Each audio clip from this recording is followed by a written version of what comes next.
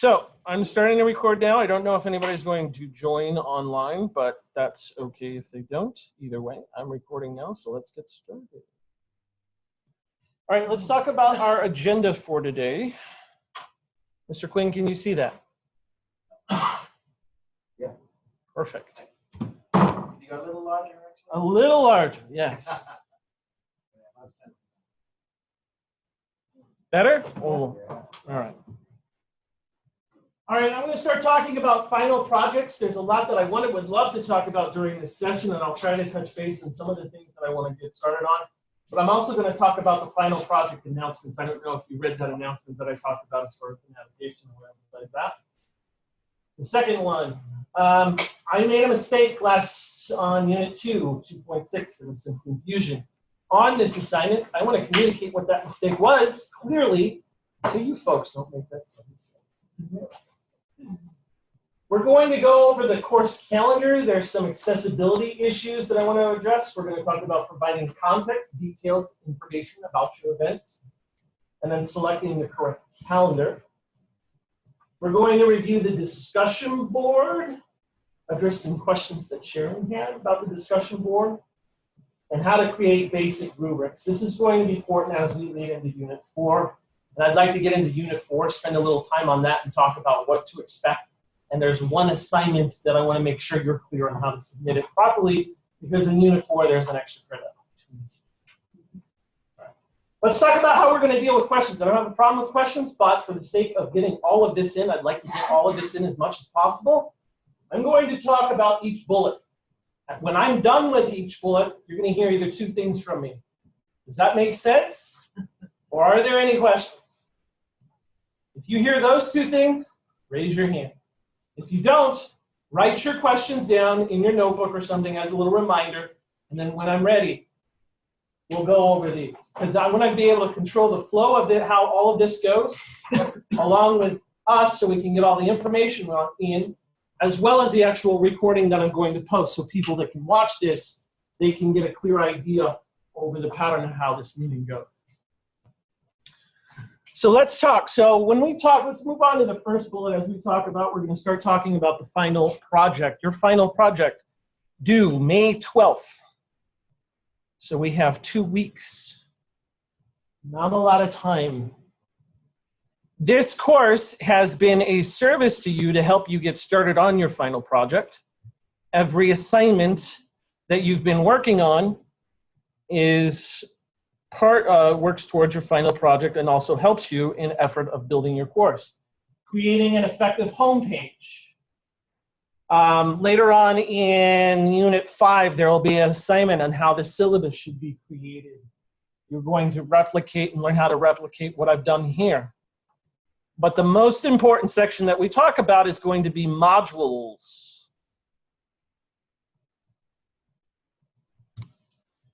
All you need to do for your modules, you have 2 modules built out, as far as that foundation. So you could do like a getting started orientation, or how I've had it, an introduction, introduction to Canvas.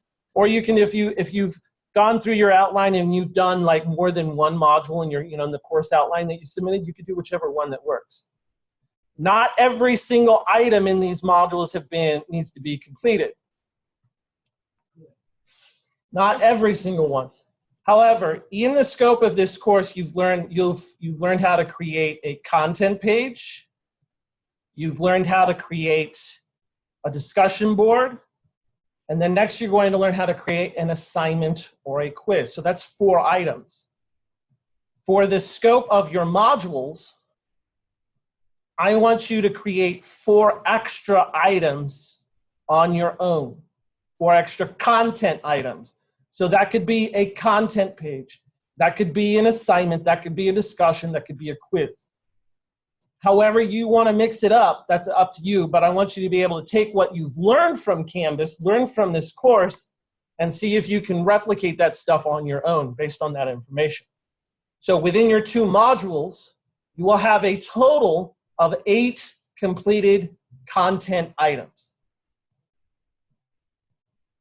With that. Now, each week, or I'm going to try to do this as much as I possibly can. If we see in the announcements section, anytime you see an email that's or an announcement in your box that says requirement, this is a guide where I'm going over in detail what I'm not able to cover in the 90 minutes that we're together, something on your final project that I want you to be aware of and pay attention to. So the first one that we did is we started off with the navigation. Now we kind of talked about that last week, but there were some folks here that weren't here last week. Let me just turn off my phone here. And so for these, I've been creating these PDF documents. So we talk about effective navigation, the purpose of it. And then I start going over the actual requirements for this section, because there's going to be several criteria items that I'll be going over in Unit 4 in detail. And these are going to be touching base on these. And so I go over the overview. I talk about the base sections that are supposed to be required here. So in context for your navigation for your course menu, these are the only items that the base items that I should see. And then I start going through the actual instruction on how to do these things. Step 1, click on settings, and you can go step by step. If you've ever had issues as far as how to work with the video that I've been using or that you've been watching, this might be a different way to help you learn better as far as how to do these things. I scroll here through as far as you see here, a big red box here. These are a lot of the items. When you see this, I want you to be able to take all of these items and move them down here. And with the navigation, when we talk about how that's done, there's only 4 major items that I don't want to see in your course menu. We talk about files, quizzes, pages, and assignments. Those are the other items. Those are the only items I would not want to see in your course menu that your students have access to. Why do I say that? I say that because if you have multiple points of entry, different ways to access your coursework, it's going to confuse the students on what they need to focus on. Our goal here and what we established at Grossmont College is the single point of entry, whether you're full-time online, whether you're full-time hybrid, or you're just using Canvas to supplement your course. The only point of entry they should have access to your work is the module section. How did you get to that page so I can get back to it later? How I got to this page, it was if you reference in the announcements section. So the question is, how do I get to this announcements? Okay, so yeah, all right, I see. Okay, thank you. Final project navigation, and I just open this up here. Now there was other sections. So this is the idea of the document here. So I just want to emphasize the importance of this document. You follow these documents as far as what I'll be sending out in the next couple of weeks, you should have no problems on your final project. Now, to close out the topic of navigation, when we talk about how that works real quickly, outside of files, pages, assignments, and quizzes, you might have, and I cover this in the actual document, you might have LTIs like Cengage or MyLab Mastering. You might want to use the conference feature, the chat feature. There is collaborations. There's a couple of features here that I outline in the actual document that are acceptable. I just want to make it clear that the only things that I don't want to see in black up here, files, pages, assignments, and quizzes. Does that make sense? Any questions? A quiz should be in a module? No, I'm saying you see right here in my course, my quiz is grayed out. Students don't have access to the quizzes. You don't have, you as a student in my course, you do not have access to quizzes, assignments, pages, or forms. You're saying the quizzes that we all are going to have will be in a module? Correct. As you can use, as you look, I mean, if you question anything as far as how to organize, look at my course.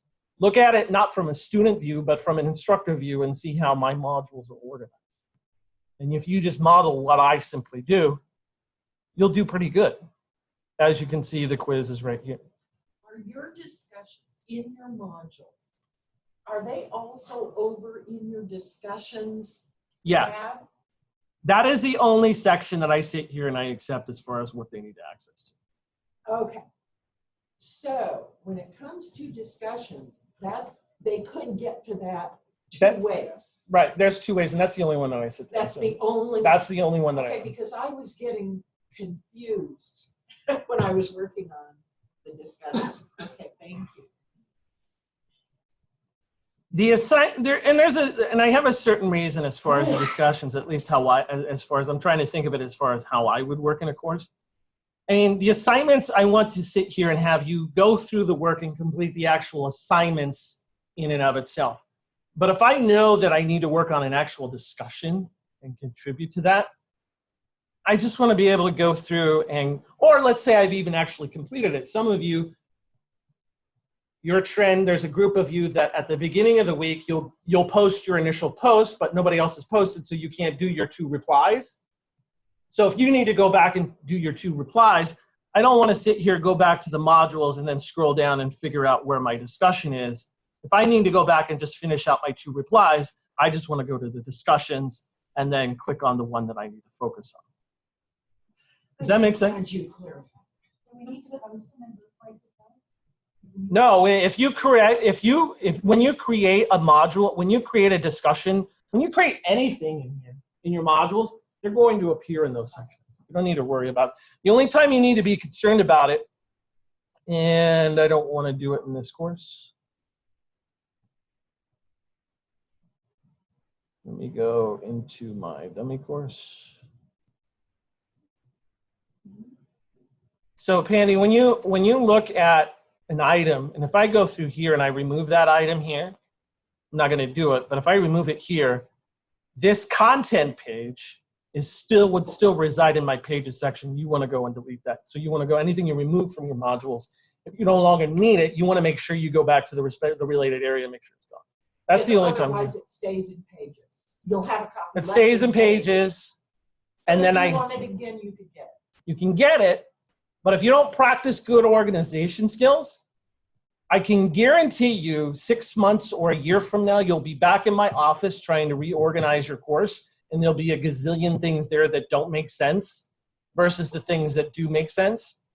So the better that you do these one-off things now, it will save you a lot longer time down the road.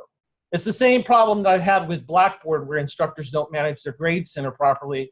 And then they come to me and they say, Blackboard's not working, my grade's screwed up. And then I actually see their whole picture of their grade center and there's about 50 items that don't even belong.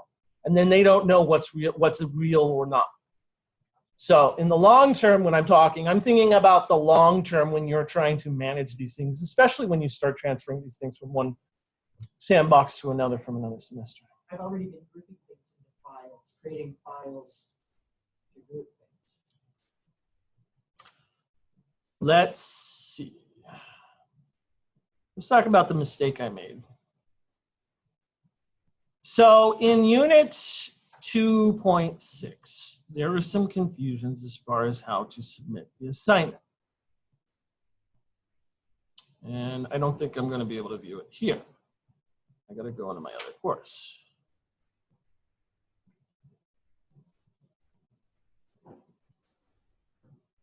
So going here.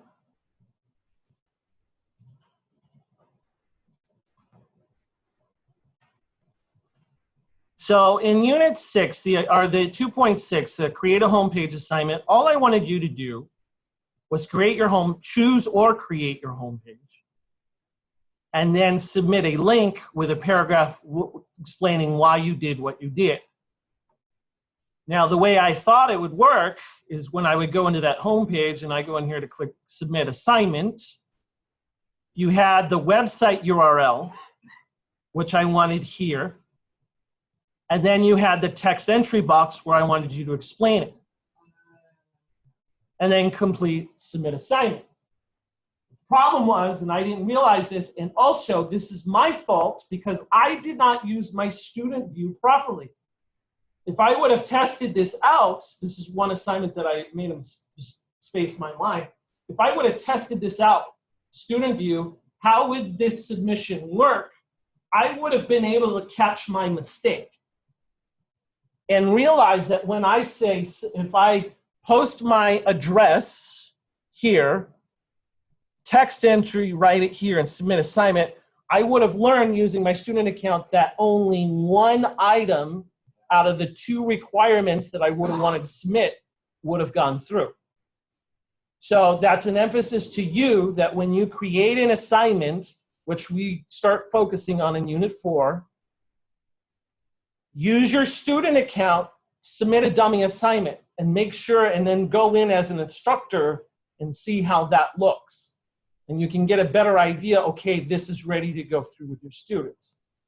Also, when we talk about actual assignment creation, since I know these 2 items don't actually work, when you're as you're working with Canvas and you're creating your assignments, when I go to edit this assignment, so the submission type is online, I would have ignored the website URL. So just do one submission type, text entry, website URL, or if it's just a file upload, do one submission type, and that should make things easier. So what I would have done with text entry is I would have saved this, and then the most opportune thing for me to be able to do here would be, let me go back in the student view. If I go into my modules, so for that 2.6, now when I go to submit the assignment, I only have the text entry box. So what I would have done, and it would have been made more clear, and this is one thing this is how you'll submit your final project too. You'll come on the home page, I'll capture this link, I'll paste the link in, and then I start typing out what I want to say about that link or your final project or anything else. I was looking at that, like, why did they make them checkbox? Why wouldn't it be radio buttons like you have to do it? Only choose one type, but then I realized because you might get an assignment where they may do it as a web page, they may do it as a document. Right. So they're giving student multiple ways that they can submit this. Right. But you can only do one of those. One or the other, not both. Because from the student view, it looked like both. There were 2 tabs. And that's what yeah. So always make it one. So is that clear? So we're good on that one? What is the difference if you do it this way? What's the difference between doing that and the other way where you submit the URL and then put your text in the comments box? All right, so let's do this. So let's actually submit this. So I'm going to send here. So this is what I would have said. Here is my home page assignment. I chose the page's front page because I want to have students access to the announcements. All right, so that's a text submission. When I go into the comments, that's a comment. I'm just posting the same thing. And I automatically became a comment. You understand what I just did? You highlighted it. Okay, so let me slow down a little bit. So, and I canceled it, so I'll do it over again. All right, so submit this. So I went here. I didn't want to retype anything here, so all I went here is I went here, highlighted Control-C, and then I just wanted to paste a quick comment to save time, Control-V to paste in my comments. Does that make sense? Yeah. So is that an option? Is that a way to get the text in there? And my other question is, how do you let students know that they need to copy text? No, they don't. I'm just showing I'm answering Susan's question. Yeah, If I say, if a student, what I'm showing here, the intention here is, what is the difference? How does a text entry show up in the submission versus an actual student comment? So these could be 2 separate things. Can you actually please make the difference? Yeah, we'll do that. I'll go ahead and do that. So See, I'm just trying to figure out, how do you decide as a teacher which way you want them to do it? Because you can submit the URL and they can write whatever text they wanted in the comments, like we've done with other submissions. So in the text entry, this should be in regards to the actual assignment. In the comments box, this is something like at the moment when I turn my paper to you in the face-to-face class I say, Pandy, I'm sorry, Gotcha. I was a little confused on X, Y, and Z, or my paper's late, X, Y, and whatever that means. Gotcha. So, This is for sorry, something this- substantial you want them to do. or you people have asked me questions. You've gone through, and I have a question about this assignment. How did you get the announcements to appear on the homepage? But moreover, out of context of what we're doing here, as you're asking these questions, realize the student view is the way to be able to go ahead and figure this out on your own. Does we get the same SQ underscore? No. I'll show you how to get in the student view again. That's your setting. Not Yeah. the student view, we have to actually be a student. When you're in your student view, you are a student. There's a test student. So I'll show you. Let me go ahead and submit this assignment. When you go ahead and submit this assignment, it's turned in now. I'm going to leave student view by going to the bottom right-hand corner. Then I'm in instructor view. I'm in instructor view. There's no purple bar around my screen. So I'm going to click on grades. Here is my test student. Here is the text entry submission that I have here. And actually, you're going to start getting into use in the Grade Center too. So for me, I can click here and do this. I get a basic view of what I have here as far as what this student submitted, and I could sit there and see a question. But I want to see more details about this assignment. I don't see what it has here. Also, it tells you here too, submitted or 28 papers late. So that's another sign there.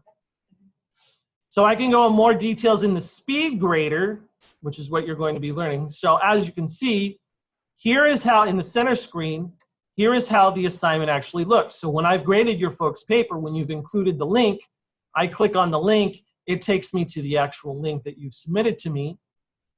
And then here's your comment.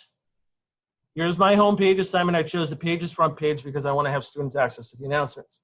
And then here's the assignment. This is the submission comment right here.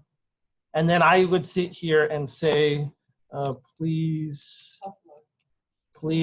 watch the video for this assignment. You have the option too of doing a file attachment. So if it's an actual full page, 1,500 word essay, you wrote feedback on that essay, you could submit that back to the student. You could do the media comments. So if I click on this and clicked on, I could do the media comments if I wanted to, or I can do audio. So you can reply to your students in any way, shape, or form. And I can submit. Okay, I just want to clarify one thing. Originally, you had both of the tabs open for our assignment, what the mistake was, right? Right. You had text and you were- Right. Okay. You can only allow one of those, right? That's what I'm suggesting. Right. Okay. Now, my question is, how do you let them know that if they are submitting the URL, is there an instruction place to do that? You do that. Let's go back to that place.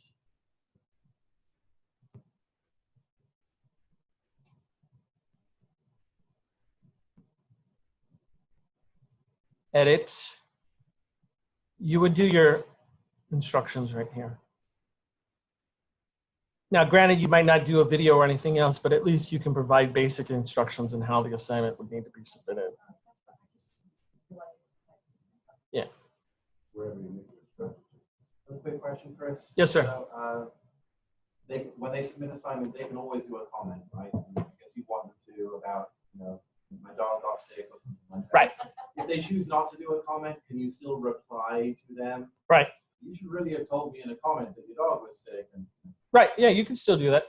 The one thing you want to make the only clear. one on the right where the comments are, they would just have back.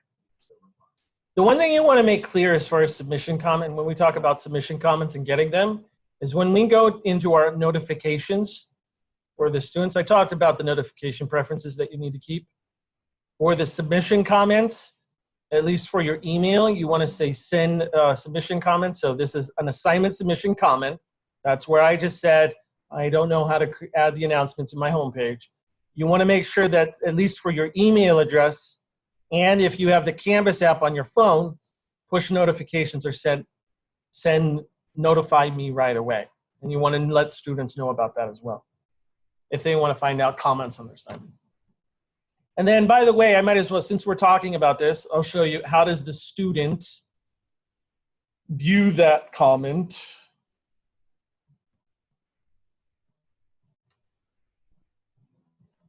Let's go back into settings, student view, and I do this for a lot of your assignments too. So now I see as a student, I go back with the grade of 1. I have a grade 1 item here. And you can see here in the choose a homepage assignment, I haven't scored it. So I did not score this assignment. So if they see a T here, that's text entry. If they see a link here, that's a link entry. And anytime you see these icons here, that means the instructor has not graded those yet. However, you can sit here and see there's a little chat box here, and it has the questions. It has the first response from the student. I have a question about this assignment. How do you get the announcements on the homepage? And then I say, please watch the video for this assignment.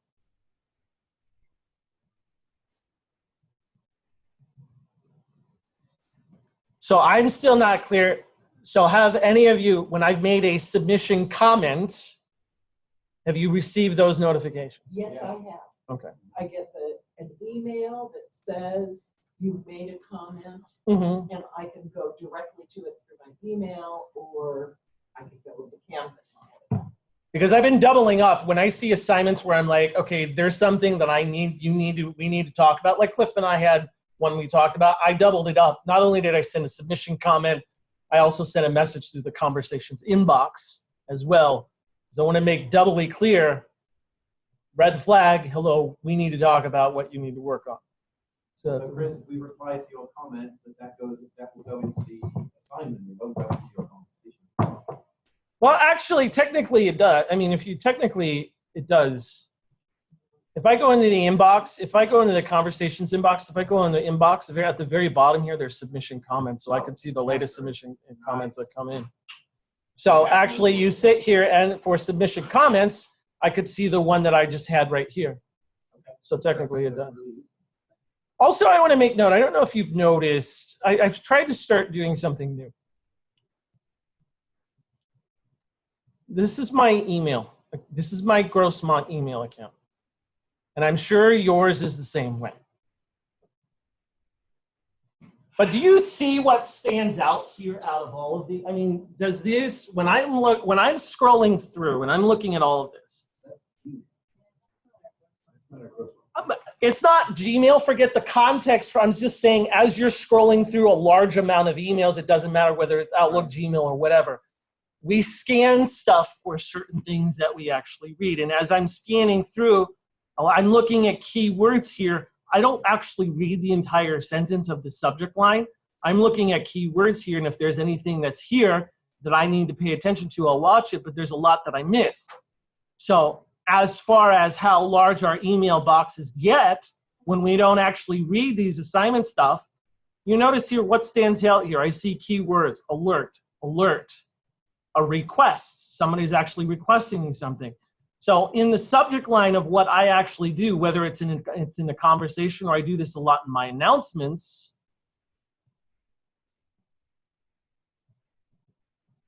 I give you the context of what this actually is. I sit here and say, notice, this is just a simple piece of information I want you to notice, colon, and then I give the subject line.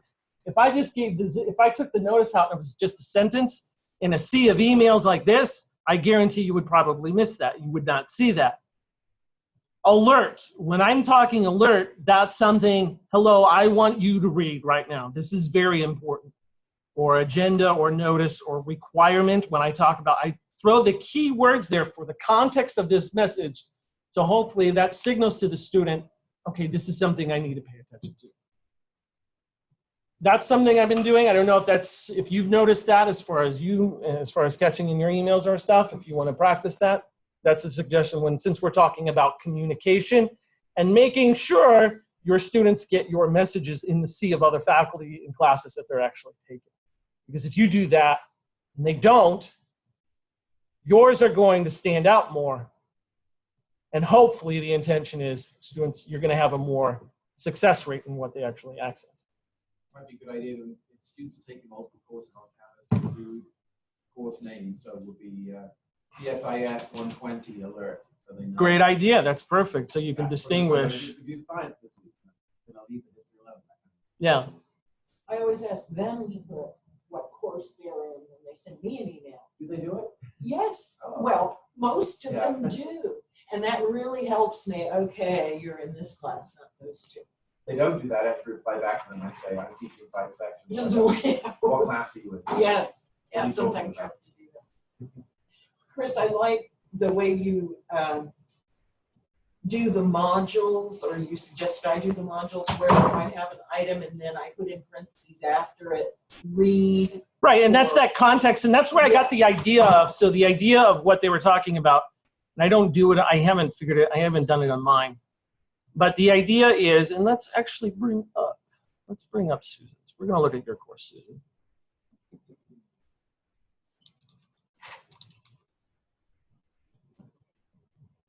So looking at Susan's course, we're gonna go into modules.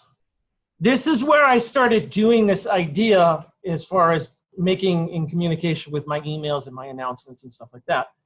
This is the general context, read. So I can, okay, I need to read this, and I can quickly go through this whole thing and get an idea. All right, review after class, so I don't need to sit here and worry about this. It's a great way to get an idea for a student on what they need to focus on and what each thing, instead of just having some random title that means nothing to them, especially when they're just starting out in the course and they have no understanding of what your course is about or the context of it. Those red blocks have the different shapes, but they are kind of hard to distinguish. Yeah, they are distinguished, so that's why I actually added those two. And that's, like I said, that's where I got the idea for the announcements. Yes, this is my class. In progress. So any other questions before I move on? Because we're going to start talking about the calendar. There's some calendar things that we need to talk about. All right. I am going to create a calendar item. There's one other person and she's sitting right next to me. What mistake was that? I sent you an email on those. Oh, no, I But- saw it. What mistake was it? We're going to find out in after I finish drinking my water. All right, so we're going to do, I'm going to do a new calendar event. Our course is going to have a job fair. It's from 10 a.m. to 2 p.m. It's going to be in Griffin Gate. This is something I want you to pay attention to, Sasha, if you could. Now, in the more options, now in the video, in the calendar video that I had, I only did it for the scope of capturing the URL, creating the calendar item, capturing the URL. That was the scope of that video. But when we talk, and this is something you want to keep an idea on as far as your final project, when I click into more options, I can add more context to this event. You know, some of you just put office hours or a name of an event or something like that with no arbitrary detail about that event. So a couple of things you would want to sit there and say, okay, what is, you know, you want to answer, what is the event about? What is the event about? Why should you attend? We talk about value. In your jobs, you're promoting the value. You're showing the value for this student, why they are taking this course, the value you give to them for them to be able to take their time out to go to this event. Is it going to help with an assignment? Is it going to help with their career goals? Is it going to help in some way or another? A lot of people, when they create events, they don't communicate the value of what that event will give that student or that faculty member or whoever that may be. The better you communicate that and show the value of what it can provide and show that if you are not going to attend, this is what you're going to miss out on, the better return you're going to have on your actual events. And then how do I attend? How do I attend?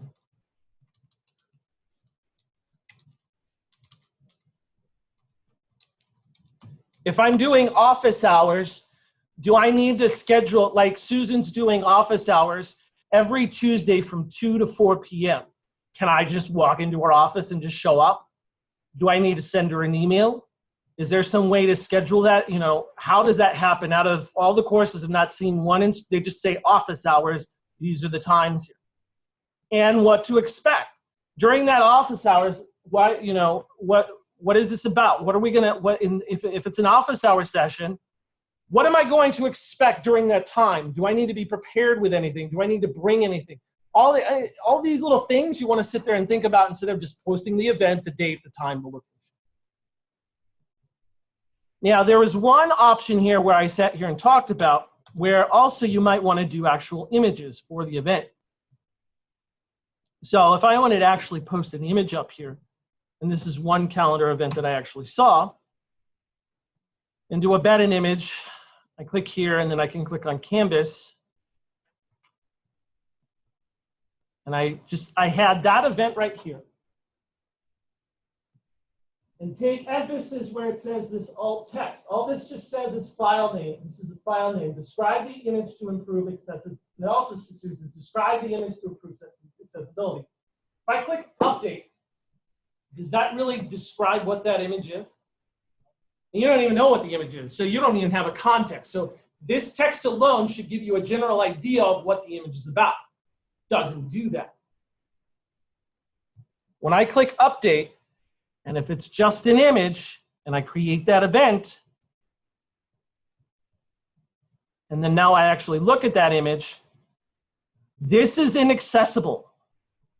So Susan just mentioned in the beginning of her course, she had a lady who, is she hearing impaired?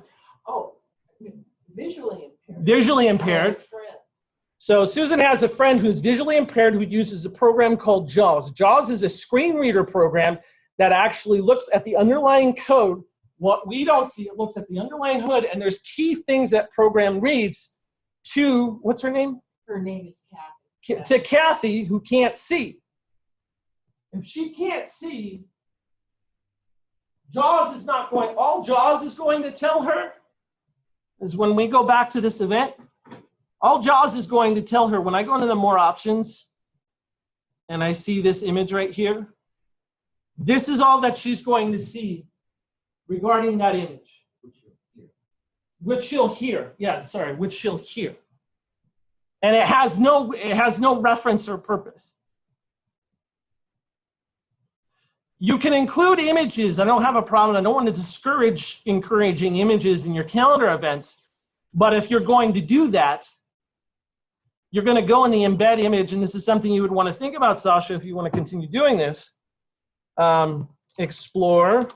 I would actually, so poster of job fair. Explore career goals, CRE. Forgive my spelling, and I'm not going to do the whole thing, but I would type up the whole thing. Expo. And then I would do the actual date, time, and location in that image. I would actually also reformat it again right down here below for the actual event. Just pretend that that's actually spelled correctly, but it would just reiterate what this is. And also this poster, there's a spelling error in the poster that you would want to correct, if you want to see that. So you want to correct that as well. We can't get images from our desktop. We have to load them all up in Canvas and then have access to them. Yeah. I don't like that. Because it has here, it's a URL address, Canvas or Yes, Flickr. yeah, they should-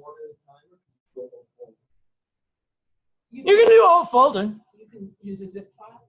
Well, no, not a zip file. Yeah, I think you can just drag and drop. Go in the file section. I think you have a drag. Let me see. That's a, remind me off of that. There's a couple of things that I want to Okay, pay sure. attention here. So are we clear on the accessibility option, especially with the images? When you're looking at an actual image, make sure this alt tag describes more about what that image is and has text regarding what's contained in the actual image. Make sure content in your actual poster is actually spelled correctly. And then do a text version of that as well. And maybe explain more as far as, this is a good tagline, explore employment options and achieve your career goals. Go a little more in context with that. And it doesn't have to be long. I could communicate and answer those 3 questions. What is the meaning? What is it? What is your event about? Why should I attend? How do I attend? I could do those in 3 paragraphs and create an effective calendar event. I work for an online class, but for a hybrid or on campus. And we don't have any blind students. And if you overkill? No, it's not overkill. It's the law. It's That's the law. California law. For an Anything. online class, yes, but for an on-campus hybrid, It's the Still the law. It's the Actually, law. next door, they did an accessibility workshop, and I guaranteed if I pulled in car fielding or Will Pines in here, it's the law. California law.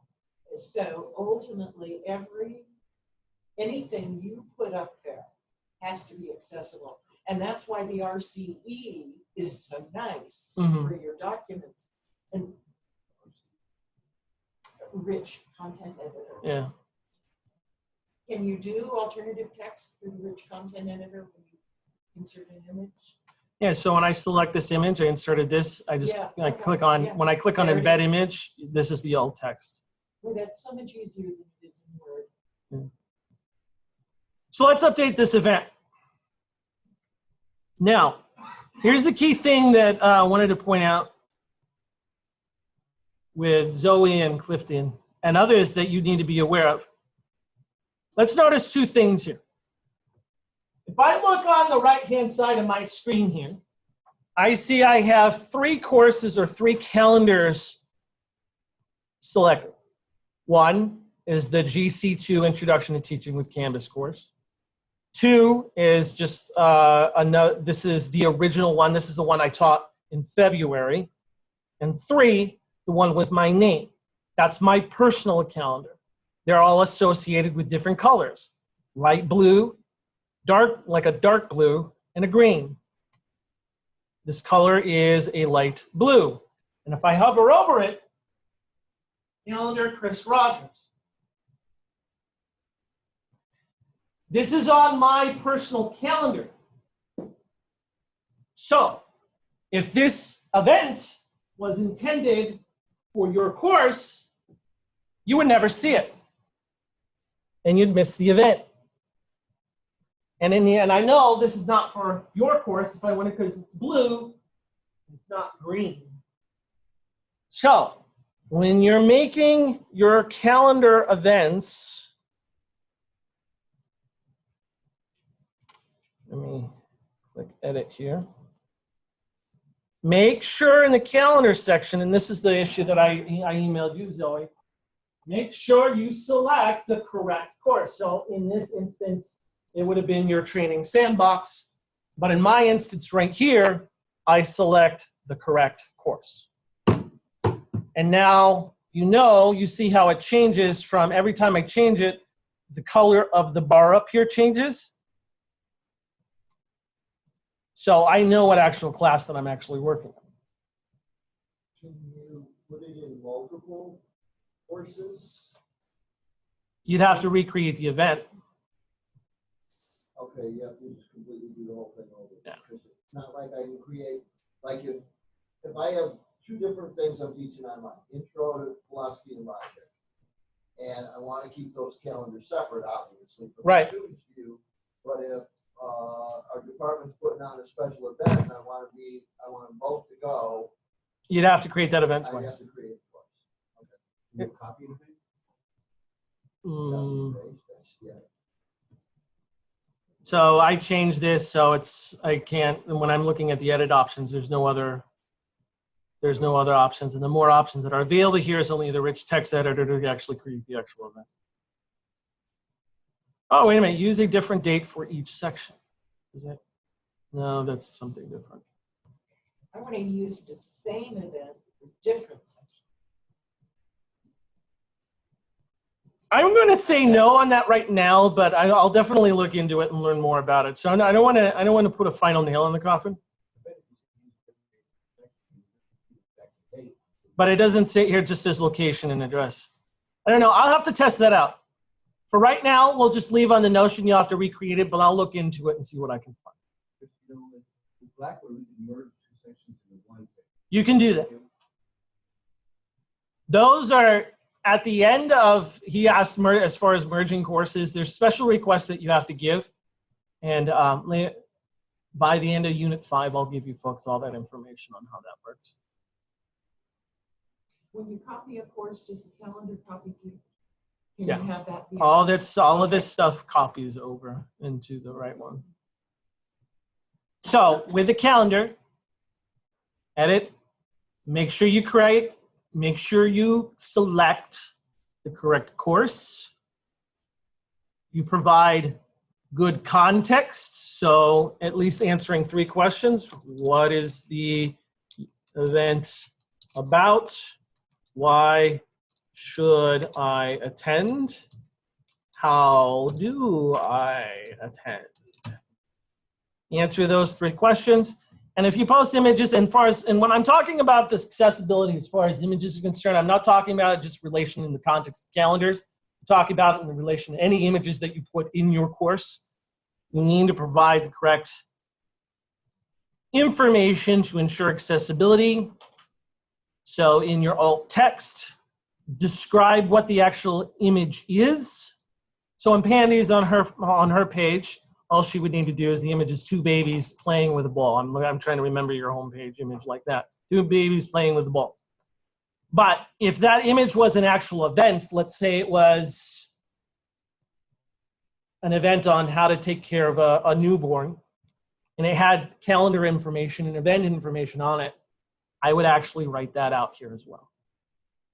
And then just for safekeeping, rewrite the actual in a text option here as well. These are some of the things, and I'll clarify this in a calendar document, but a lot of the things that I'm talking about are some things that I would like to see in your final project as well. What about if it's just an assignment on the calendar? Do you have to include the information that you get from it? No, because I believe if we, let me see, I'm looking, I want to turn off these other calendars. Face-to-face, create a discussion. This is an assignment I created. It actually pulls in, when you do it, when you create the assignment and you saw all my instructions and stuff, you know, it just pulled that in here. It's so, when we talk about this is created discussion, this is a created discussion assignment, this is all the stuff that you read when you actually create it. And when I actually click on it, it goes to the actual assignment. You can access the assignments through the calendar. Yeah, you can actually, if you notice too, you can actually, if I went here, I could actually create assignments in the calendar too. This shows how you just add an already existing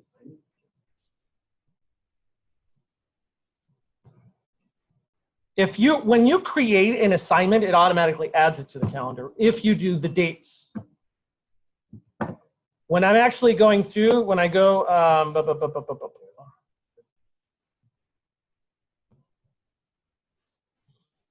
when I go into like the create a calendar item assignment, that's why I'm a stickler on your course summaries. That's why I say do the dates. When you add your due dates and your availability dates, that stuff goes into the calendar, and you're not going to have a problem with that. So you don't have to manually add them. Could you scroll up for a minute, please? So I'm in an actual assignment. So Clifton was asking, as far as the calendar is concerned, how do you add an existing assignment to a calendar? And I'm saying when I go into the edit section and I go through with my dates down here, if I add a due date and then the availability dates, when you have your dates added properly, it'll automatically add it to the calendar. Now, for your final project, as you're doing things, we're treating this as you're designing an official course. So you might think in the last semester they thought, well, I don't have the right dates for my official course. For your final project, I don't care what dates you pick. Just pick dates and assign them to later on when you're ready and when we move your course into your official course sandbox, you can adjust the dates there, and it's only for 2 modules anyway, so it's not going to make much of a difference.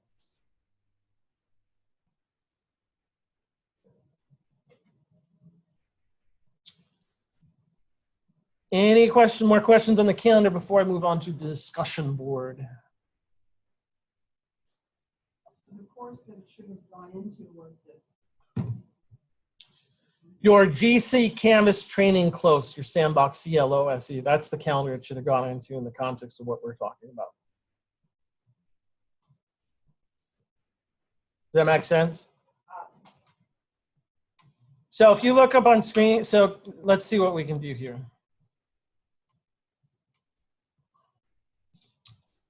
Zoe was looking at, she wasn't clear on what course she needed to select her calendar on. So as I go into her course, go into her calendar, let's find that event. So Zoe has this event here, ethnic identity. And the reason why you didn't need to do anything about it is because I actually corrected it. Your original, when you actually submitted it, it was selected in your name. It was only in your personal calendar, your calendar that says Zoe Close. However, as an instructor, you needed to select the green one, the GC Canvas Training Close, as the calendar so your students in that class can see that event.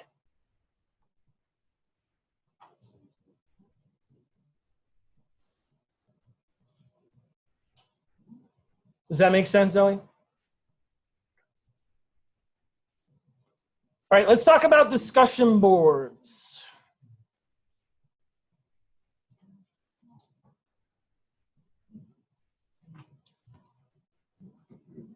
All right, real quickly, before I get into details of what I want to talk to in regards to the discussions, Sharon, you had a question for me that I think can benefit the entire class. Can you talk about your confusions? I think it was in regards to replies. Okay, so on my discussion, I have two discussion things set in my modules. Right. One is a Q&A forum, which I just leave open if students have questions, and I want everybody to be able to respond to each other. Mm-hmm. And so from what the videos that I was watching, I did that one as a pinned one because then it's at the top Right. or something. And then the other discussion is a discussion question that I'm going to pose. Right. But I want them to respond similar to what we do in our class. Right. And so that's just a regular discussion. Right. So like and the I one. wasn't sure how to mark it about the replies. All right. So the question is with an official, like a discussion, an actual assignment, not just an arbitrary Q&A forum. She was asking as far as how do I handle replies properly. So in the actual discussion, when I click on edit, your options here, and they should be turned off in the beginning by default. That's how it's going to come through. Allow threaded replies. Actually, first off, let's talk about this one. Users must post before seeing replies. That should be checked. That means that, and let me go into my actual course here.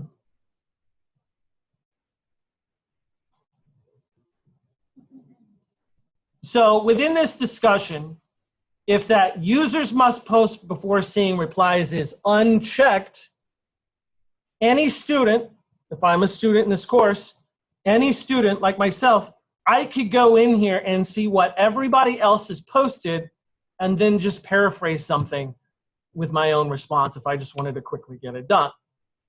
If that users must post before seeing replies is checked, none of this conversation would actually appear, and I have to make my own thoughtful, I have to think, use my own critical thinking skills that I would learn in Mr. Hoagland's class,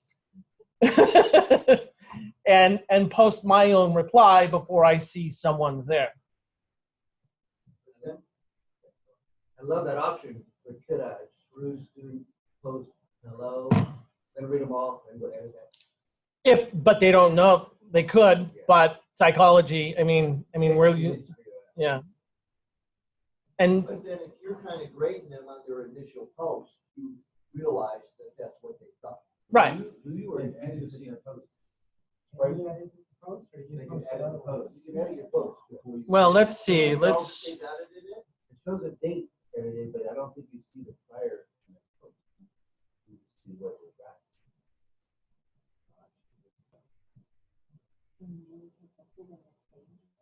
You can After post they it, say read blah, blah, everybody blah, else's. read them all. And then change Make theirs. it edit. You can post a blank space. And that's what everybody else is. Somebody go to a discussion. I'm in, well, oh, no, I'm in my study. I'm looking for the choices. And I know in Blackboard you can say you can't delete. Yeah, you can say you can't edit. You can't. Go into. I don't see one that million, option. I'll see it up. So unit 37.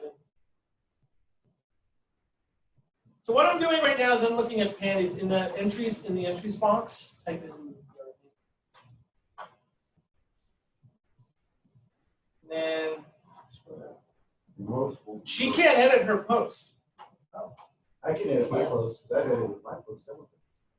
But we're looking at hers right now, and there's no gear icon. Well, click on view discussion. Oh, now you can. Okay, so click on the jump. You can't edit it. Let me see. There was one option.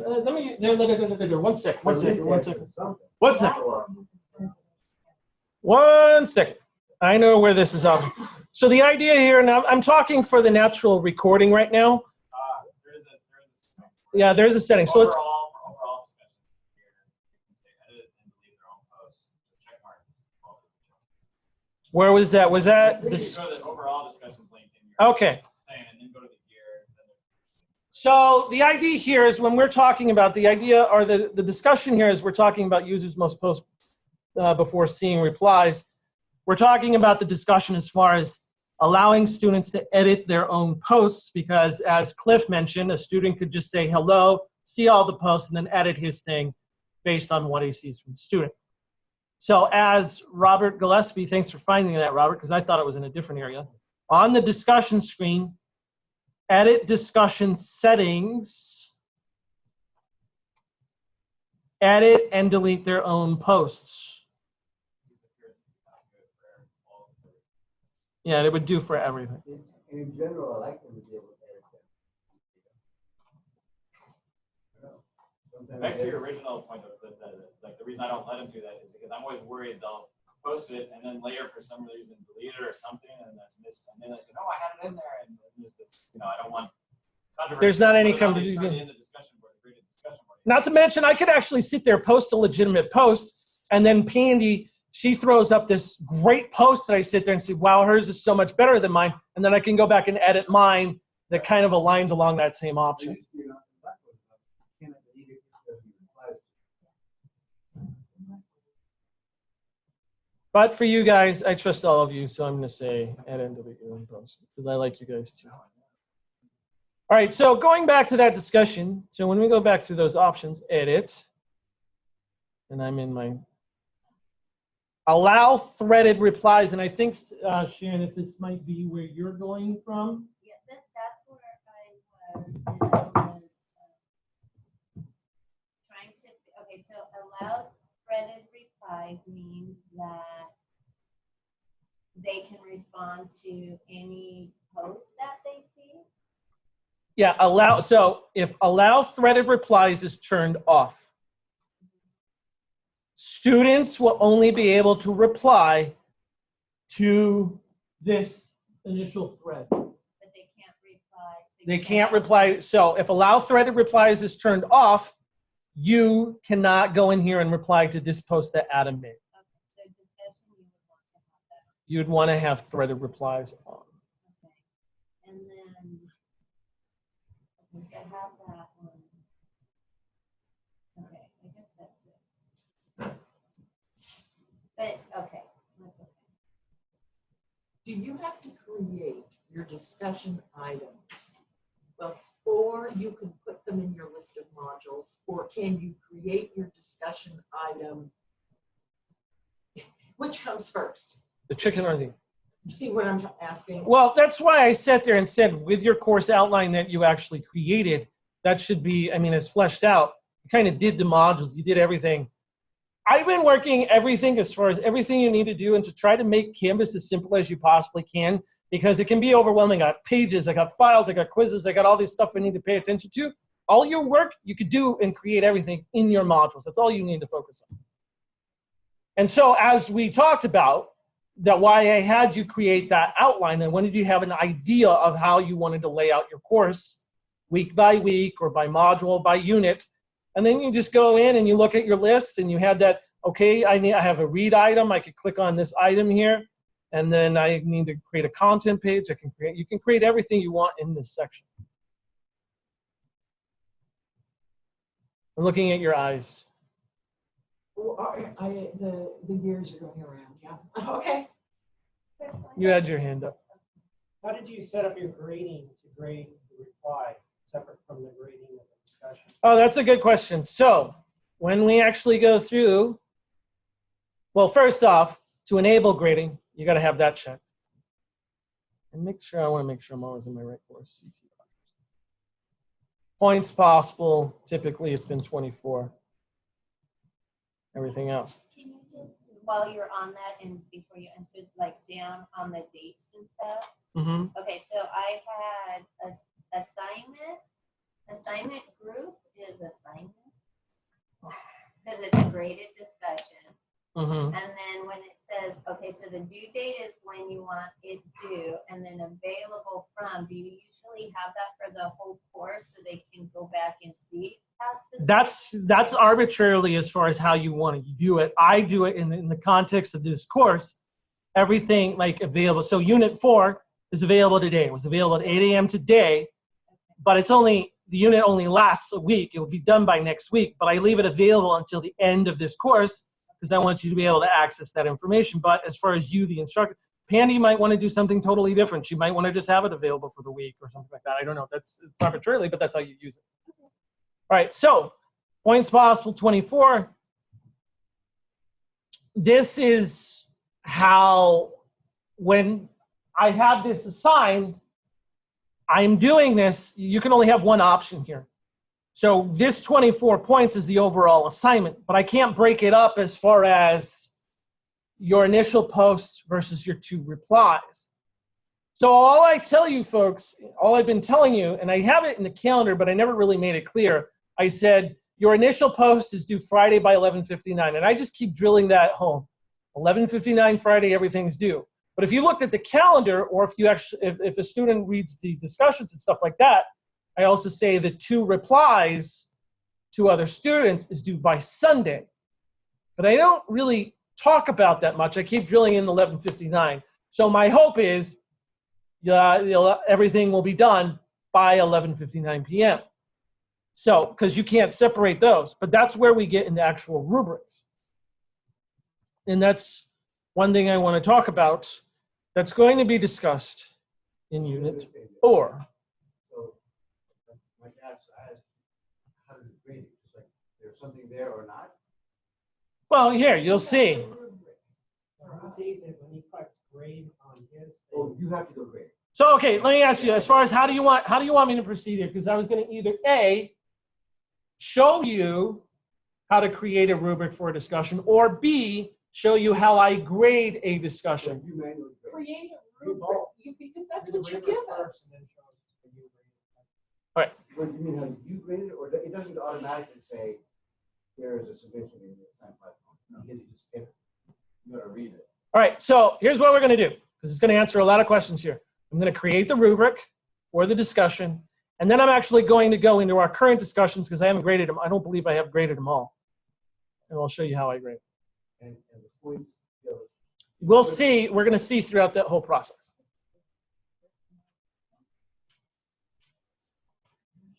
And you want to, and I want to make emphasis as we're talking about this with the discussions. And you're going to get into this in assignments. So I want to get to the assignments, our unit. I want to talk about Unit 4 as soon as we can. The rubrics are going to be important for any assessment that you create, whether it's a discussion or an assignment. I want to see an attached rubric. So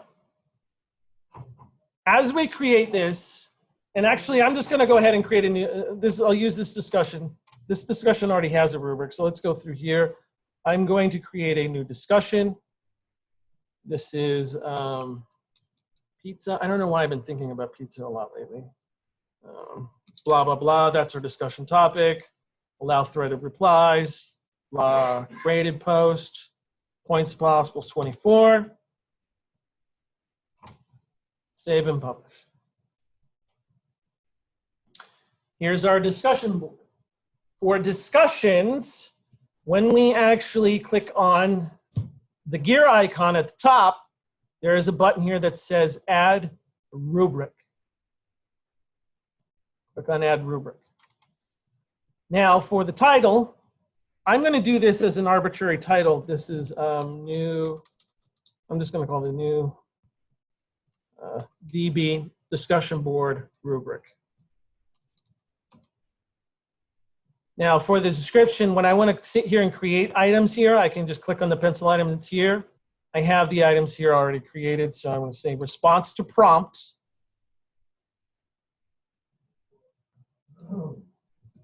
That's my first criteria that I want to establish. Say, okay, the full marks. You do everything perfectly, and you've seen this. Write a 2-paragraph specific. Yes, William? So I'm not sure where you already had that discussion rubric posted where you just cut and paste. This, I did this in the preparation of doing this demonstration. It's not posted anywhere. This may have been in the. But I can have something already. It's cut and paste. You could have it in a document already. On Canvas that I can deal with, or do I just have to go back and forth? I want, as we're going through and as we're showing, I'm showing you how I create a rubric and as far as what I want to actually see for your final projects. I want to actually have you be able to learn how to create a rubric in Canvas. So let's get through this demonstration here and then I'll answer more questions after we're done. All right, so the full marks that we have, it's 2-paragraph specific and thoughtful response prompt, 16 points. I'm not going to copy the 16 points. I just want this. So I'm going to click on, as I hover over, I'm going to click on the pencil icon. I want to edit. I want to edit that, and that's 16 points. So the overall point value that you can earn for the response to prompt is 16 points, which is appended at the end. Now, I have a third option. 1-paragraph specific and thoughtful response to prompt. Highlight that option. Now, see, I have 3 criteria that I want to specify, but there's only 2 criteria items here. You sit there and see there's a little plus icon here. I can click on that plus icon, and then now I have a new criteria item. I can click on that, and I can paste that item there, response to prompt. 12 points for that one. Click it right there. And then I got to finish the third one. No response, no specific thoughts. You didn't do anything. Control C.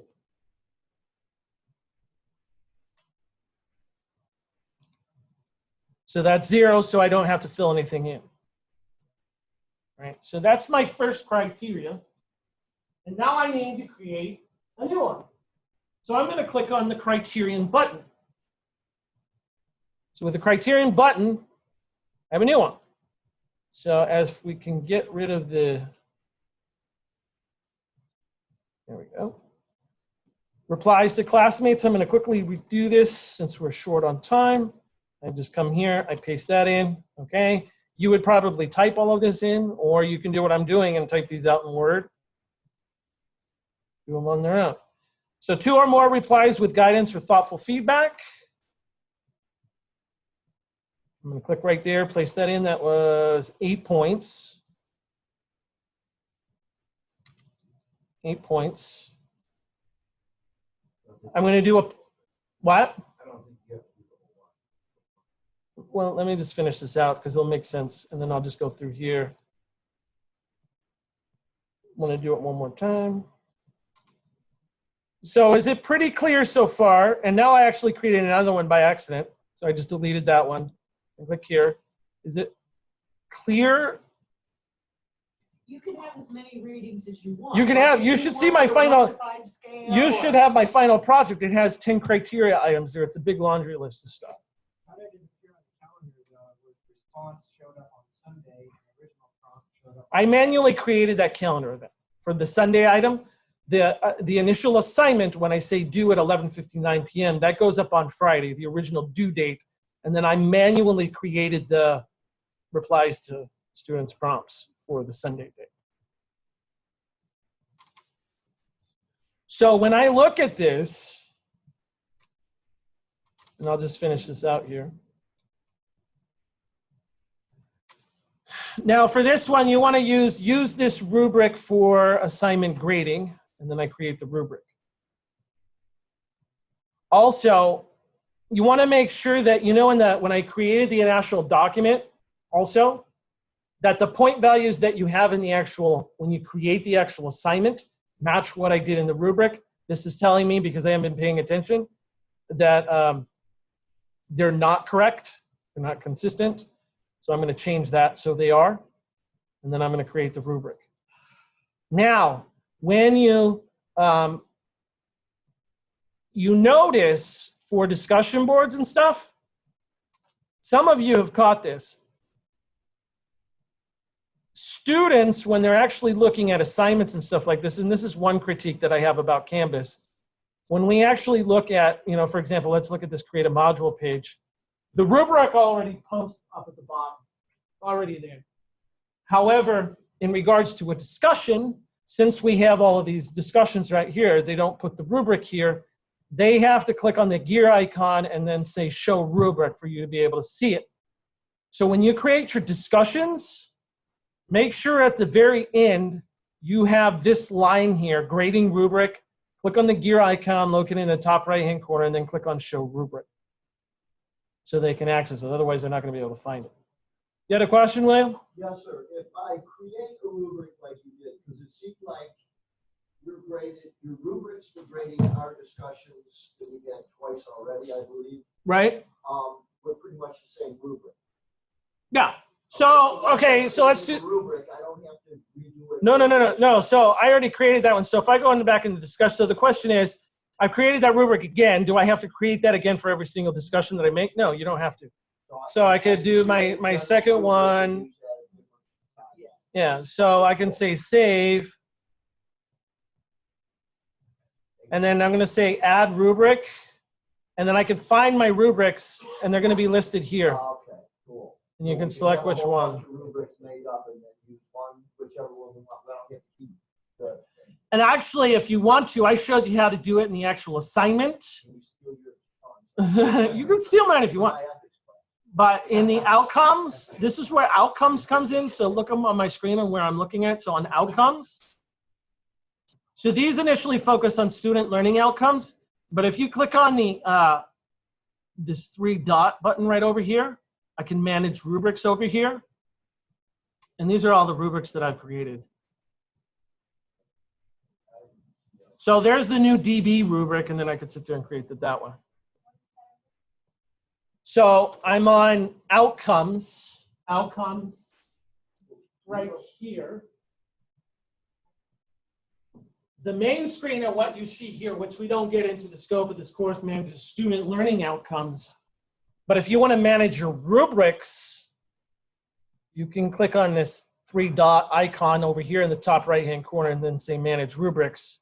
And then I can add what over here, right on my right-hand side, I can add whatever rubric I want. So rubrics will end up under outcomes. To access your rubrics, if you want to manage it, click on outcomes. Then in the far right-hand corner, click on the 3-dotted button, top right-hand corner, and then say manage rubrics. That's how you access your course rubrics. All right, so you had a question, Susan? Yes.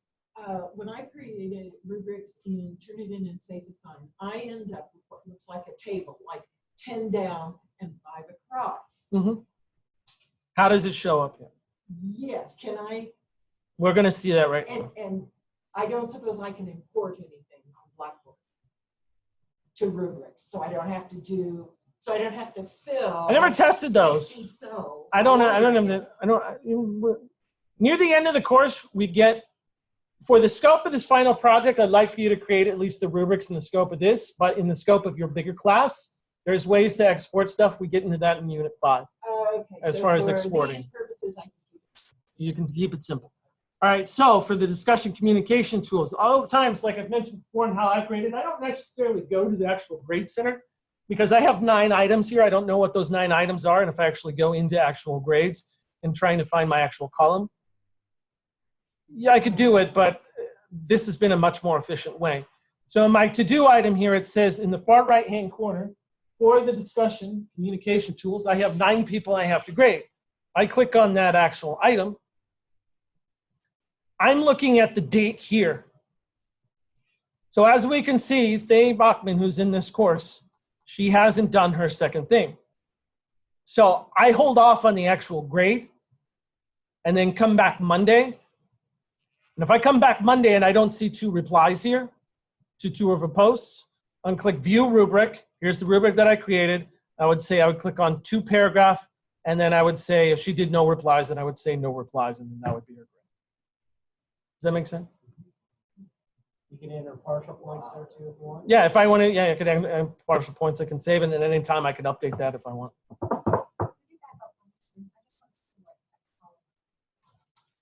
Actually, I didn't click on a column. On the right. So on the, well, actually on the right, when I go home, actually in the right-hand column, it's under to do. So as a student, that to do screen is the assignments and the coursework they need to complete. As an instructor, when you get this to do column, those are assignments and assessments that you need to grade. And then I just click on this. So we don't get to see how you do that because we're not teachers in your class, right? I mean. That's why I'm showing it to you right now. I see that. So then what would happen is you would have a whole bunch of students and you click on it and then that separates. So for instance, my initial post and my replies to the last discussion would come up there. Yeah. And separate those up. Okay. So you were, yeah. So let's look. Pandy, so Pandy, here's her initial reply. And then these are her two replies that she's made to other students. I believe if I clicked on any one of these links, it would go to that actual discussion. Or if I say view full discussion, it actually views the whole thing. And I can see her actual replies. All right, we have 9 minutes left. Let's talk about Unit 4. We have some things to talk about. The thing that I want to emphasize with Unit 4 is the create a assessment assignment.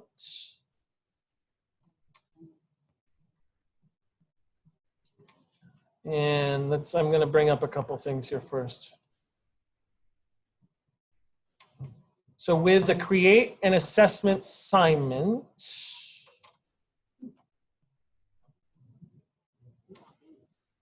I want to see if I can bring this up real quickly.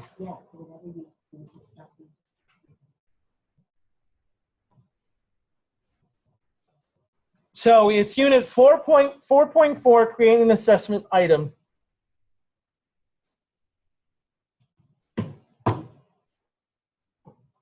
For your instructions, and no, we've talked about as far as, I mean, in the scope of this assignment and everything else, I mean, if I was to actually require you to read anything, this is what I would require you to read. When we talk about quizzes, what are quizzes for instructors, how to create an assignment, and I've kind of briefly gone over how to do a graded discussion, so that would be a great review. The most important one, because kind of quickly went over rubrics. This would be a crucial instruction to read. These items here. And then the Canvas video guide right here. And then when you actually look at the actual instructional content, you could take this information. Don't feel like you need to go through everything. I mean, there's a lot of stuff here, and I go into more details as far as the feedback speed grader that you can actually review, but use just this as reference items. You can go through this, reference items and everything else, but don't feel like you need to, you're dependent on doing this in the time of when this unit is due. When you focus on the assessment item, the scope of the video that you watch is to create an assignment. Just create an assignment. I don't know whether it's a file upload or a simple assignment or anything else. You do that, this assignment's completed. However, if you want to earn 6 extra credit points, I encourage you to also create a quiz. And I go over that in the video as well. I believe so. This quiz, you must provide clear directions for your students, and the quiz itself must contain at least 5 questions on how to do it. So when you watch the video, you'll learn how to submit it, but I'll do it real quickly here. So if I click Submit Assignment, your first submission will be the actual assignment that you created. So I'm just going to copy an arbitrary address here. This means nothing. So it'll be, there's your URL that you created. In the comments section, this is my assignment creation submission. So that's the first part. This completes the requirement to earn 4 points for the actual assignment. Submit assignment. If you want to add anything, if you want to earn the extra credit, I can click Resubmit Assignment. I would paste the address to my quiz, and I say, this is my quiz for the extra credit. So when you don't, if you don't change the URL, it would overwrite what went before. But by doing it this way, It's two separate. It's two separate so submissions. That's where you resubmit doesn't necessarily mean you're. No, because when you go through, and I'll show you how this looks. But if you look at submission details, it shows the two. No, I'll have to go back. I'll have to go back on that one. But let me show you real quickly what it looks like in the grades. Hi, Janet. Good. How are you? In an accessibility workshop,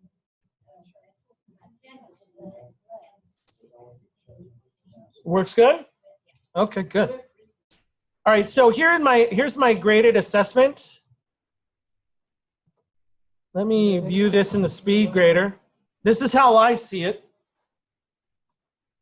So I know I have 2 assignment comments here. This is the quiz for the extra credit. This is my assignment submission. I'm looking at the timestamp here. These would be 2 different timestamps. It's easy for me to tell. The most recent submission is going to be the actual quiz. I'm not going to click on this link because it's not a quiz. It's just a random URL. But when I click on the address here, and then the past submission is going to be, this was the most recent one. This is the past one. And as you can see, well, they're the same address. But this says here, this is not the most recent submission. That tells me that was your assignment. And your most recent submission would be your quiz. So it's easy for me to tell what you submitted, what you submitted. Yes, William. To do quizzes in Canvas, Mm-hmm. do I have to do them all within Canvas? I mean, I have a program at home that came with one of my textbooks that has multiple choice and I can edit in many ways. But you can't open that unless you have that program. So I can't like upload something like that in Canvas. Right? In the scope of the class that we're taking, I want you to learn how to create a quiz using Canvas. In the scope of what you teach, if you find a different method in how you create quizzes that's more effective as far as your workflow is concerned, that's your choice. But for Canvas right now, you'll need to create your quiz in Canvas. Will it even be available on what I'm asking? I don't know because I don't know specifically your situation, and that would take a private conversation to answer that. A lot of them do link. Yeah, like the McGraw-Hill. McGraw-Hill, there's other publishers, Cengage, and everything else that you can actually use. And that depends on your own personal situations. But for the scope of this course, we're talking about creating tests directly in. So as far as this, oh, the last question Mr. Lyons asked, how does the student see that? Let's go back into the modules here. So that was the 4-4.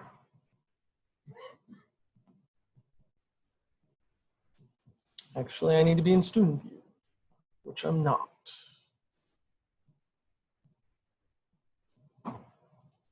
Modules. Okay, assessment item. Submission details. It only shows one. On the right, though, I have a sentence there. It has the comments, but it only shows the most recent one.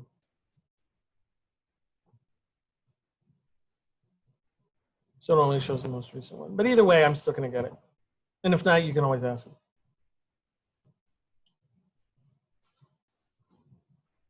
Any other questions?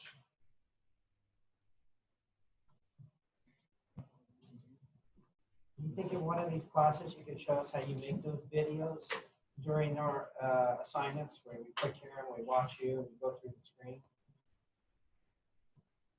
We only have a couple of these left. Or maybe after. Yeah. That would take, I mean, to show you in detail as far as what happens and everything else, the product I use is screencast-o-matic.com.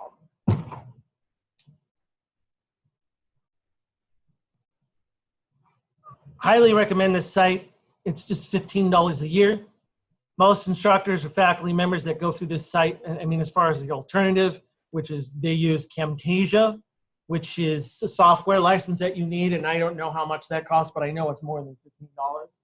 So I just paid for that out of my own pocket. I'd recommend you going through the tutorials if you want to get an idea of how this works. You can get a better idea on how to record. And this is the quickest time to answer this question. Otherwise, if there's enough demand, I'd be able to do, I'd be more than happy to do a whole workshop on this. So recorder, this gives you an idea of how to record. Actually, that's not what I want here. How do we record? That's pro recorders, record, scripted recording. So what I do is actual scripted recordings. So yeah, $200 versus $15 a year. And we don't have a site license for this? Camtasia, I don't believe so. Because state did, you know, and it was built into all of the rooms and. Well, and at least in my context too, for me to be able to go through and follow through with Camtasia, take care guys, have a good weekend. For me to follow through on Camtasia and find out the software license and everything else, I didn't have time to be able to do all of that and then take the learning curve to learn the product to be able to get what I needed to get out. This was quick, it was easy, I could sit there and go through it and I don't have to go through all the politics and all that. I wrote the script. So the idea here, and if you want this scripted recording, if you watch these tutorials, what it's going to go through is a guide. I write the actual script and then I record the script first. And then when I'm ready to record, there's a little application where I draw the window where I want to record, click record, and then I have my headphones, I hear myself talking. And then all I'm doing is just following with the mouse, listening to what I'm saying, and I just go in the direction of what I'm saying. But those are two separate things. Actually, I talked with Carl, and uploading to YouTube as far as the captionings there, that's technically inaccessible. They have the captions there and everything else, but as we know, and I even watched, I uploaded my video because I wanted to get it up for you guys to see it, and I'm not too concerned about it because I know you guys are okay. However, that is a bad practice because what they said is, when I watched that video of the actual recording of my lecture last week, it was inaccurate. There was a lot of things that was picking up on my voice that was saying certain things wrong. You have to be clear on that. When you go in, I believe, I have to check on this, and I don't want to confirm it yet until I check on it. You'd have to download the actual transcript that YouTube creates if you can. Are you saying no, you can't? I did a flex report on this very thing about 2 years ago. So, and I do a lot of that in my personal life, making videos. Right. Just logging in. It's pretty good, depending on how you speak and how clearly you talk. But you can just go edit it. You don't have to get a transcript. So you can edit as long as you edit the transcript, because Will says if most instructors, they're just relying flat out on the captioning that YouTube creates, and it's not good because if they make a mistake, if Sharon, you're talking about something in a lecture as far as your math class, and you're dealing with equations and stuff like that, And the video, actually the videos that you actually want to create, the videos, and you're talking about an equation. And let's say in the equation there, x times 24y, and YouTube says x times 25y, you see where that could be a problem. And YouTube has, I mean, they've made those kind of mistakes that are that drastic. So with captioning, or with the Will Pines and the accessibility team, they talk about when you create videos, if you're going to upload it to YouTube, should be good to go in the beginning. I'm not talking about the transcripts and stuff like that as far as the editing features, because that's something I'm not familiar with that I need to look into. So I do this as far as Screencast-O-Matic, because I can write the script out, and plus it's easier for me and more effective for me to write it out and have a clear idea what I'm going to say. Otherwise, if I'm going to record a video and talk freely like I have been, you know, sometimes I stutter or and I lose my thought and I screw up. But with the videos, it keeps me on track on what I want to communicate. So that's the process. It does it. It generate. This program generates the script. And then that provides a link that you click onto. Yeah. So when you go through in the actual course, let's do. You just provide the words, and then you make sure you stay on task with those words. Right. So as we go through the actual video. Right up there it says proposed captioning due to something. In today's screencast. So what I was saying is, in that, click on the CC button. So I click on the CC button, and then that appears. URL address for your discussion. And you type Submit for that the up? unit 3. I typed all of that up. It's actually not bad.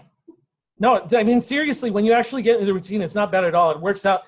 When I tried to do this freely, I'm sorry? You have to type up your words for all the videos you post. Yeah. But you guys try it on YouTube. I get a next week presentations on this. It's automatic. I can show you 30 And you videos. just speak in it and then You edit. speak in it, puts it all there, and then you have to go in Then and just fix a edit it. couple things. Oh, But the timing is all there. The timings are correct. That's the one thing that you, Will Pine said, the timing is actually correct. But if you look at the actual video, I provide a hard link.